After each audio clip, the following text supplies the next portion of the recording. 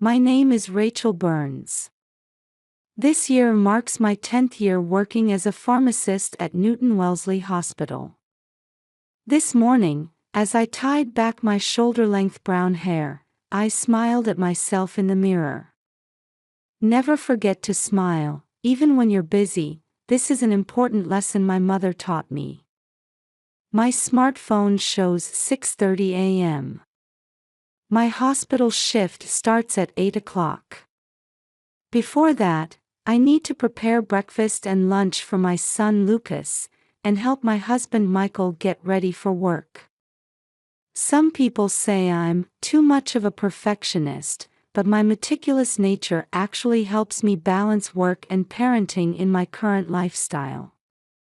Mom, did you wash my soccer uniform?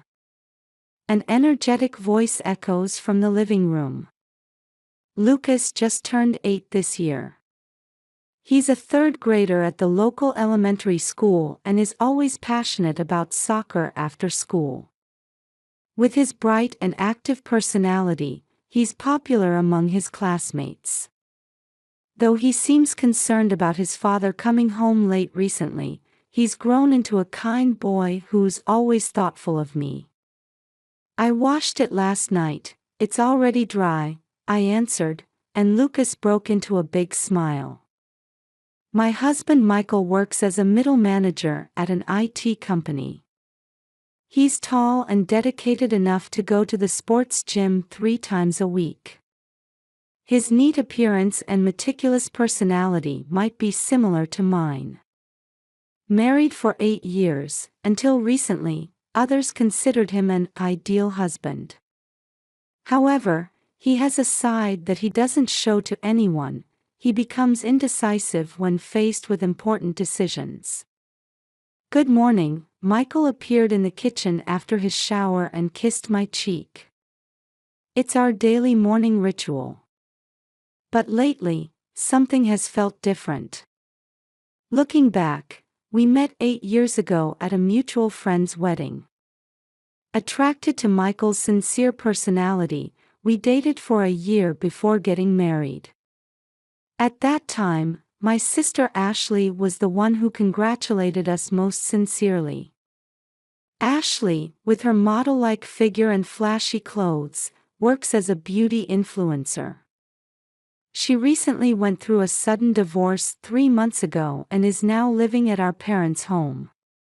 Though I'm worried about her seemingly unstable mental state, I've tried my best to be understanding.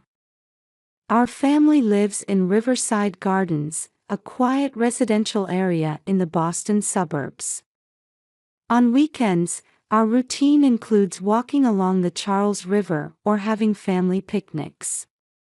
Movie watching is also our precious family time. While Lucas loves action movies, Michael and I enjoy romantic comedies.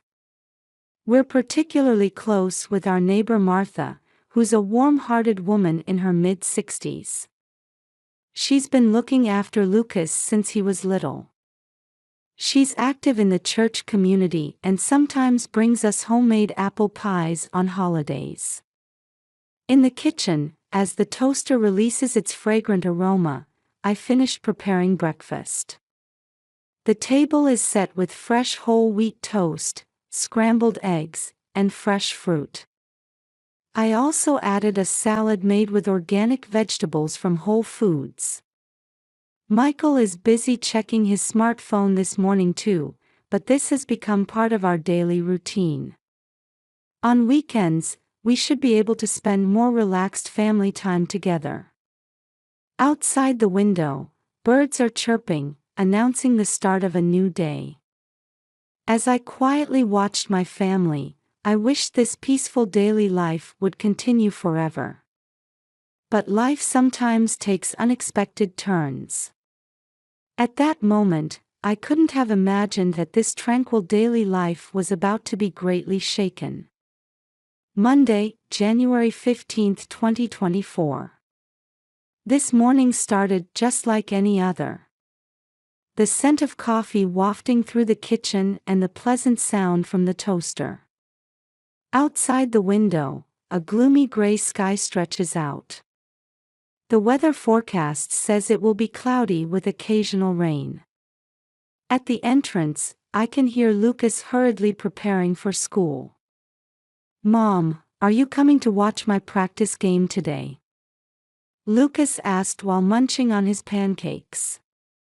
In front of him was a plate of pancakes generously topped with maple syrup and fresh blueberries. "Of course.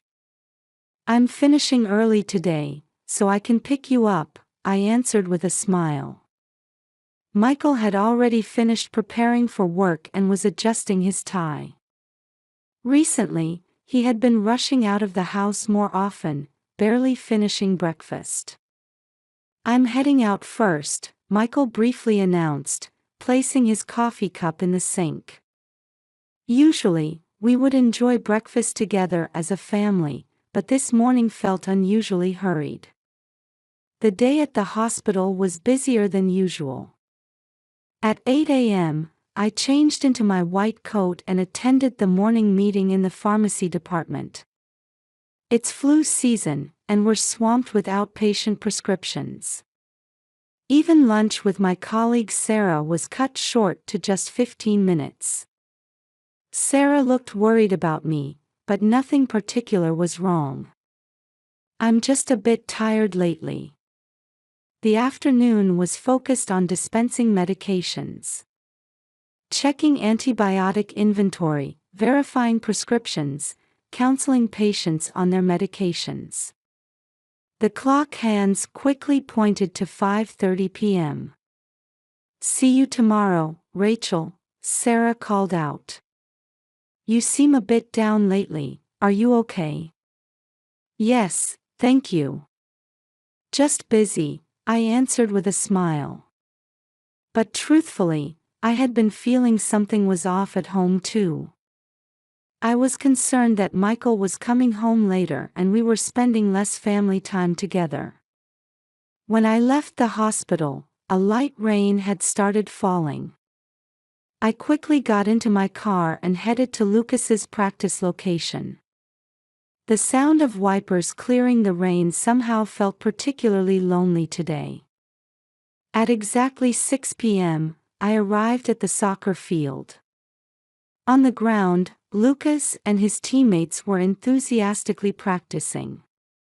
My heart warmed at the sight of children in red uniforms running around energetically in the rain.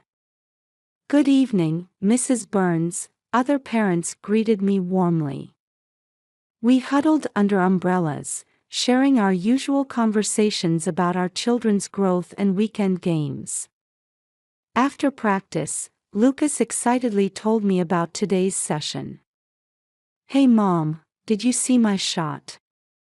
While helping him change, I nodded and replied, "You did very well."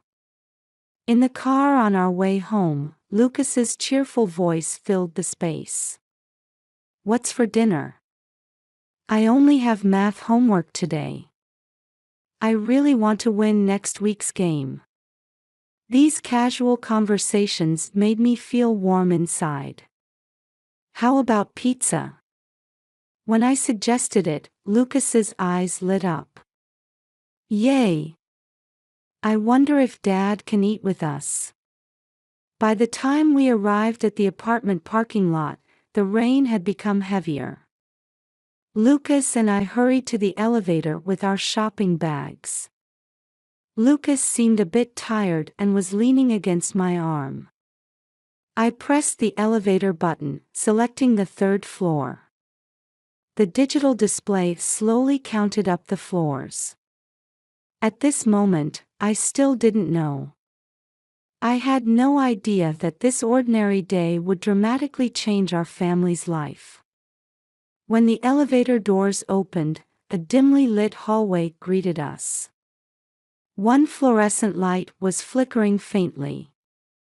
It was a strangely quiet night with the sound of rain echoing in the distance. Lucas, appearing tired, held my hand tightly. Just as we started walking down the short hallway to room 304 with our shopping bags, it happened. "Rachel." I stopped at the sudden voice. Turning around, I saw Martha bursting out of room 302 across the hall. Her expression, usually calm, was more urgent than I'd ever seen. Wearing a light purple cardigan, both her hands were trembling. "Don't go home. Something terrible is happening." Martha's voice was hoarse, almost a whisper. Her eyes were fixed on our apartment door. With trembling hands, she tried to pull me toward her apartment. "Martha, what do you mean?" My words were cut short as we heard sounds coming from our apartment. Something falling to the floor. And what sounded like people arguing in low voices. "Mom." Lucas grabbed the hem of my clothes. I could feel his small hand trembling. That's when it happened. A loud sound echoed from room 304, either a gunshot or something breaking.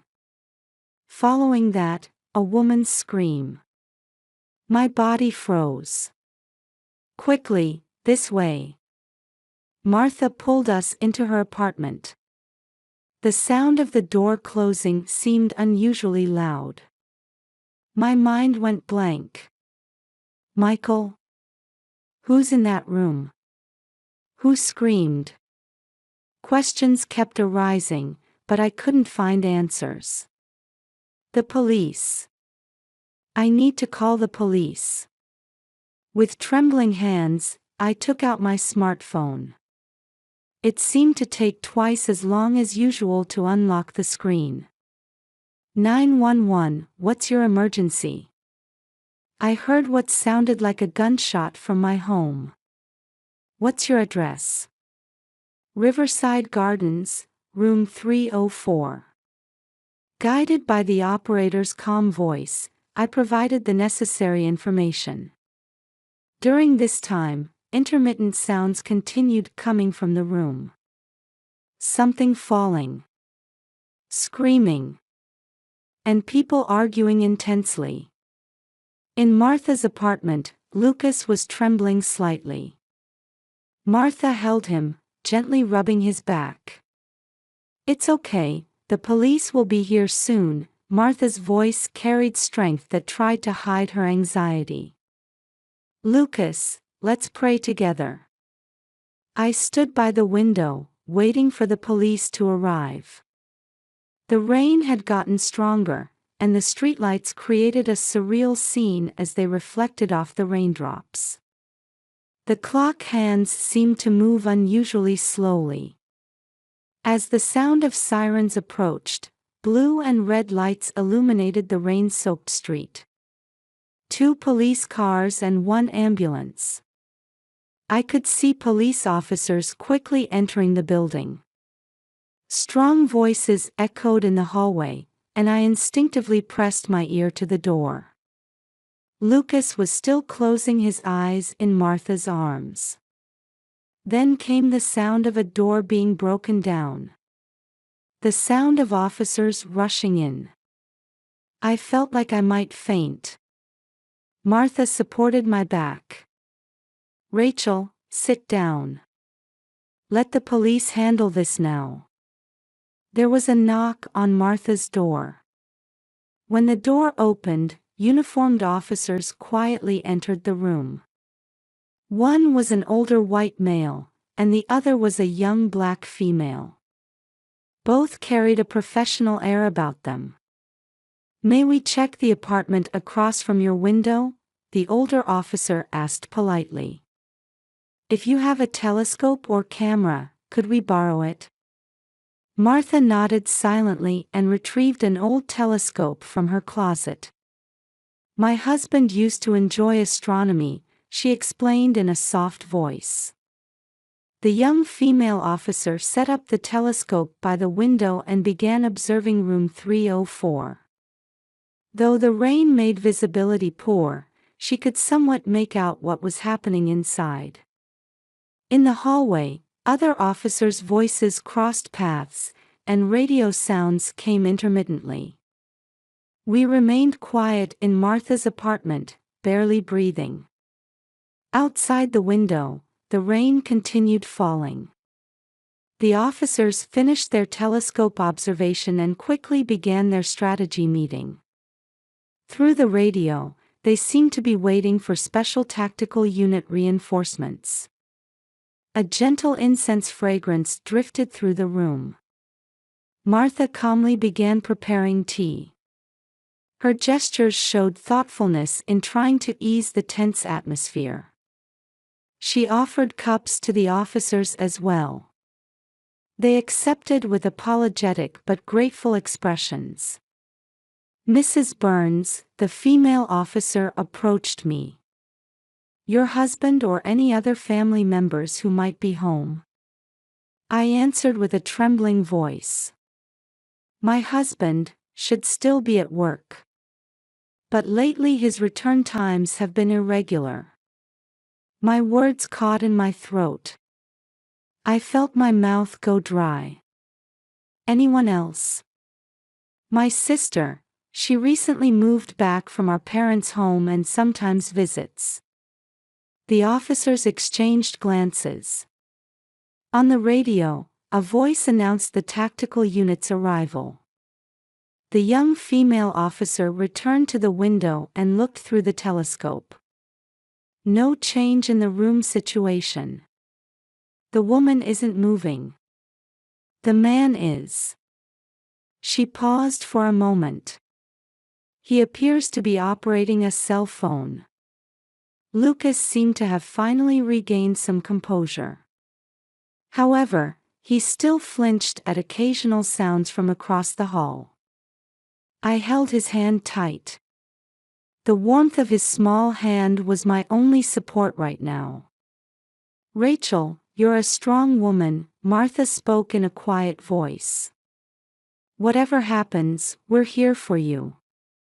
Those words nearly brought tears to my eyes.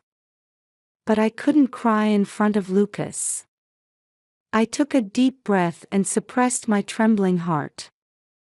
When the tactical unit burst into the room, they found a shocking scene. Ashley was on the floor, conscious but had hit her head hard during the struggle. Michael stood in the corner of the room, holding pieces of a broken vase. The room was completely ransacked, with the table overturned and papers and photos scattered across the floor. Ashley was transported to the hospital by ambulance. Along with treatment for her head injury, doctors decided to keep her for observation due to her unstable mental state. During the subsequent investigation, Ashley was admitted to a psychiatric hospital under emergency status. She had been making suicidal statements while in an agitated state, leading psychiatrists to determine she needed protective medical care. I had to hear the details from the police officers. What they told me far exceeded my imagination. "Could you please verify these pieces of evidence?" The senior detective placed transparent evidence bags in front of me. They contained multiple smartphones, bundles of receipts, handwritten notes, and photographs. My hands were shaking. But I needed to know the truth. The first thing that caught my eye was a bundle of receipts from luxury hotels. Records of 15 stays at 5 high-end hotels in downtown Boston. All receipts were made out to Michael Burns. The total amount came to about $20,000. All dates were within the past 3 months. This is... Words failed me. Next, the officer showed me screenshots from Ashley's smartphone. They revealed threatening exchanges with Michael. "I need more money this month. If you can't pay, I'll tell your wife everything. Why are you doing this to me? Isn't this the path you chose? Who continued the relationship with me?" Following the dates of the messages, the beginning of everything became clear. 3 months ago, Ashley went through a divorce. I'd heard it was due to domestic violence from her husband, but I didn't know more details. She had rented an apartment near our parents' home and continued her work as an influencer. Behind her flashy social media posts, she had been financially desperate. The first contact apparently happened after a family dinner. It all started when Michael offered Ashley financial support. Their relationship of confiding in each other gradually evolved into secret meetings. The scattered photographs documented this progression in detail. Dining at expensive restaurants, pictures of them together on trips, security camera images from hotel lobbies. All had been systematically collected as evidence. "Let me explain the details of today's incident," the detective began in a quiet voice. Ashley had come tonight to make her final demand, $50,000 in cash. She threatened to expose everything if he didn't comply, even bringing out a replica gun. When Michael refused her demands for the first time, they got into a physical altercation. Ashley's emotions exploded, and the room turned into chaos. Behind this lay Ashley's deep-seated emotions. Complex feelings toward her sister who had always been praised by their parents since childhood. Years of being compared during school days. Jealousy over her sister's happy marriage. Resentment over her own failed marriage. Everything had intertwined, ultimately leading her to decide to destroy her sister's home. The police investigation also revealed Michael's situation. Fear of losing his position at work, anxiety about losing his family. His indecisive personality had driven him to make the worst choices. What started as small requests for financial help gradually increased in amount. He had depleted his savings and maxed out his credit cards. This is the final threatening note found at the scene. Ashley's handwritten note specified exact amounts, deadlines, and threats if demands weren't met. Even bank account details for transfers were meticulously recorded. It was evidence of a sister's calculated revenge. In Martha's room, Lucas had fallen asleep from exhaustion. Outside the window, the rain continued falling. Now knowing the truth, this rain seemed to mirror the emotions swirling violently in my heart. There was just one thing I didn't understand. Why had Martha helped us at that time? Actually, Martha began speaking quietly. I had noticed something strange about Ashley's behavior recently. And tonight, when I saw her enter the building in an unusual state. Truth sometimes far exceeds our imagination. It confronts us with reality in an almost cruel clarity. 1 week after that night's events, all the truth had come to light, and my heart was filled with complex emotions. Through police investigation, Ashley was admitted to a psychiatric hospital for emergency care. Though it was a replica, threatening someone with a gun is a serious crime. However, considering her mental state, our parents arranged for her protective medical care. Michael admitted to everything, the affair and the financial transactions. He had already reported it to his company and was facing demotion. He sends apologetic messages every day, but I'm not ready to reply yet. This past week, Lucas and I have been staying at my parents' house. Today too, the scent of my mother's tea wafts through the kitchen. Though it was painful to explain everything to my parents, it was necessary. "Rachel, we support your decision," my mother gently held my hand. Her warmth nearly brought tears to my eyes. "We'll support Lucas with all our strength too." Father nodded silently.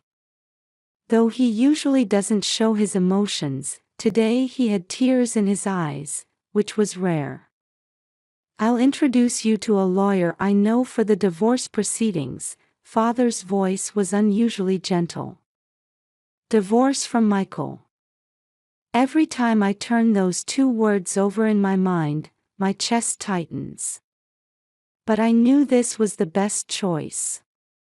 For Lucas's sake, and for my own. When I returned to the hospital, I was saved by my colleagues' understanding attitudes. Sarah in particular helped me with everything from arranging my leave to adjusting my work shifts. "Take time off whenever you need it," the department head kindly told me. "You've worked so hard these past 10 years. Martha comes to check on us almost daily, always bringing something she's made. Somehow, the scent of her apple pie helps calm my heart." "How's Lucas doing?" Martha asked worriedly one day. "He's talking regularly with the school counselor.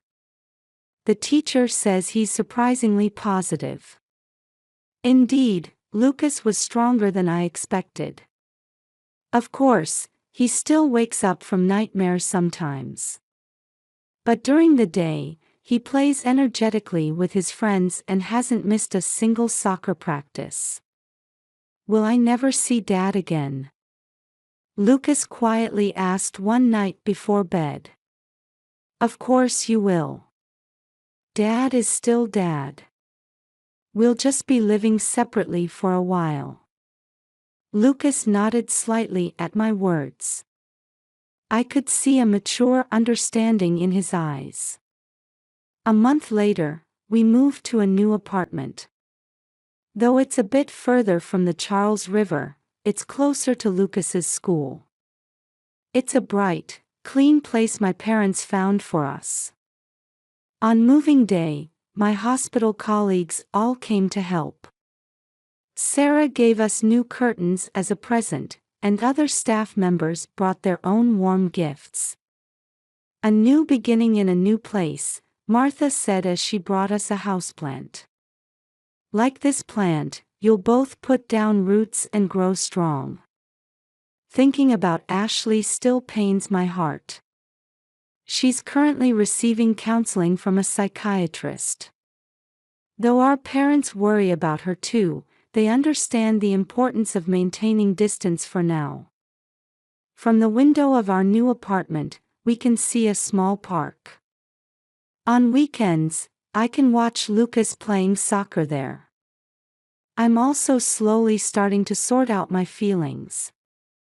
Every morning when I look in the mirror before work, I notice myself changing little by little. The sadness hasn't disappeared, but a new strength is growing. Perhaps it's proof that we've overcome hardship. "Mom, what's for dinner tonight?" Lucas's voice came from the kitchen. "Well," I smile.